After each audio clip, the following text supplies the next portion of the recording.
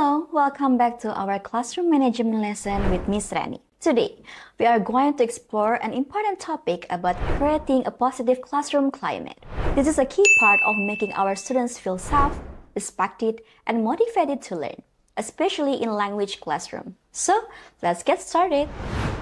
Alright, in this video, we are going to explore how to create a positive classroom climate, a vital element in language learning, based on Brown's theory. Before you know about Brown's theory, I will tell you who is Brown. Brown is one of prominent figure in English language teaching. Brown's theory will be discussed in these lessons. We will look at what makes a classroom emotionally and socially conducive to learning. Alright, so why focus on classroom climate? In classroom management, when we are talking about classroom climate, is it a positive climate helps reduce learner anxiety and increase motivations? Yes, for sure.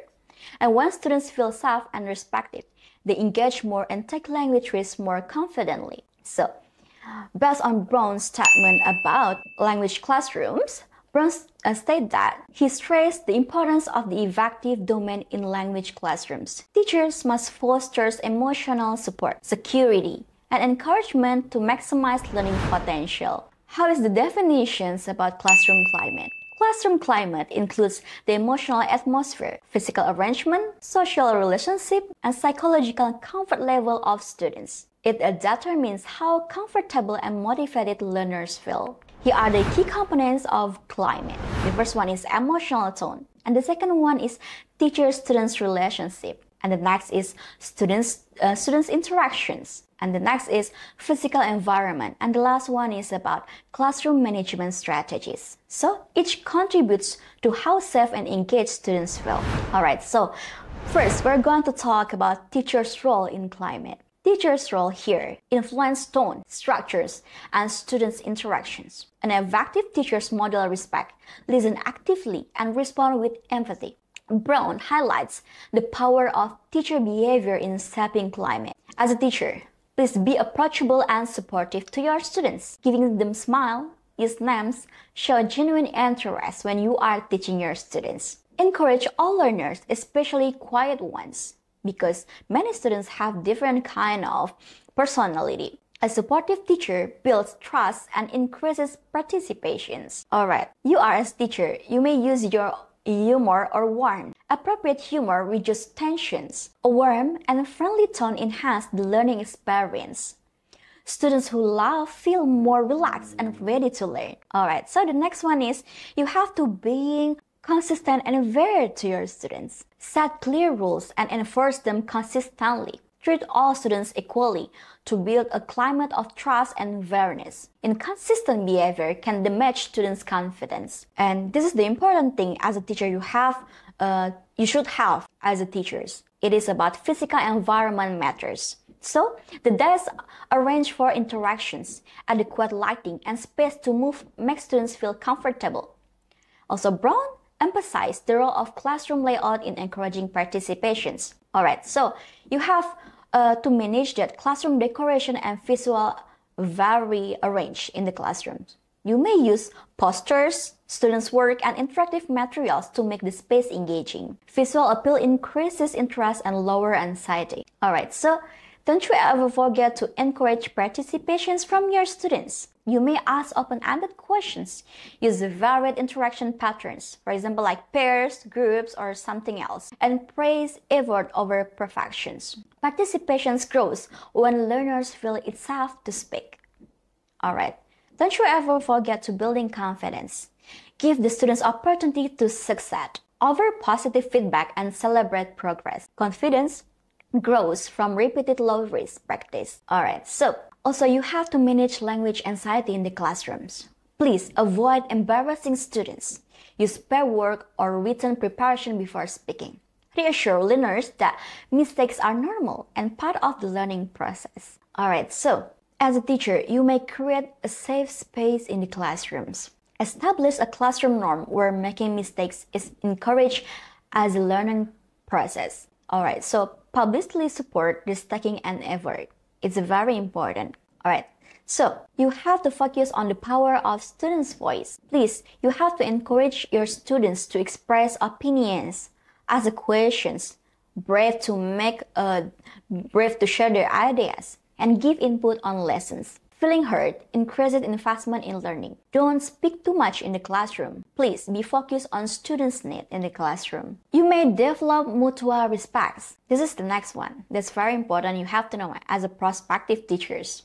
So, model respectful behavior is important. Address disrespect promptly. Foster an environment where everyone's ideas are valued in the classrooms. Perhaps in the classroom, you may give your opportunity to your students to talk about hot topics or burning issues that happens in society. And then you may try to ask them to speak with their different perspectives. So it is called as mutual respect. Don't you ever forget about students' interaction in the classrooms. Promote peer collaborations. For example, our group work builds community and supports language development. It will help them as a students to make like kind of trust and also feeling like empathy between each other. And then also Brown suggests cooperations over competition. So sometimes the students feeling like in the classroom, they are competing to get high score, but actually they don't have to do that. So you have to set a mindset for your student that in the classroom, they are all the same person. They are all the same colleague. So they have to work each other. When they are asking for questions, when they are asking for something like help from you as a teachers, please try to make a cooperations between the students and also you as a teacher. We're talking about cultural awareness in the classrooms. It's very important. Recognize and value each student's background. It is very simple. Sometimes the teacher just focus on the students who is smart, but they forget about the students whose lack of understanding when you are teaching. So you have to be more focused on whole students in the classrooms. Incorporate multicultural content and avoid assumptions or stereotypes. Don't you ever differentiate your students because they are different. Yes, people are different, but in the classroom, they are all the same. They will get the same treatment like you give to one to another. As a teacher, you may use inclusive materials. Choose topics and examples that reflect the diversity of your students. This validates identity and strengthens engagement. For example, in one classrooms, for sure, the students come from different culture, different city perhaps. And perhaps in speaking class, you may ask them to share their ideas about their culture. For example, like from Japanese culture, from Betawinis or something else. And it helps them to feel like they are being respecting each other. And then they are heard by the teacher and also the student itself. And the topic is very interesting for them to share their ideas regarding their cultures. Alright, so as a teacher, don't forget to set rules and routines. Collaboratively set routines and expectations. Clear, fair rules reduce confusion and conflict. This stability supports risk-taking in learning. Conflict resolution strategies. How is the strategy to facing conflict resolutions? So teach students how to handle these agreements calmly and respectfully. Be a role model in how you manage the classroom tensions. For example, like when as a teacher you are willing mad of your students because they are very noisy in the classroom or something else. Please be a good role model for your students. Don't you ever like blaming your student because they are making a mistake, even though you are pointing them like, yes, you are wrong, you are not right. So don't you ever do that. Please try to teach them about how to solve a problem. And please manage your emotional, since the students also have their psychologist things that should be respectful, should be respected. Alright, so it's about encouraging responsibility. Please give your students classroom jobs or leadership roles.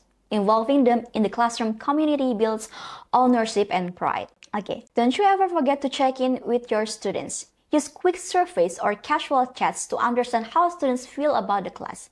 Listen and make adjustments when needed. This is one important thing that the teacher must have. Sometimes most teachers forgot about these things. Please do reflective practice in the process of your teaching, because self-reflections is essential.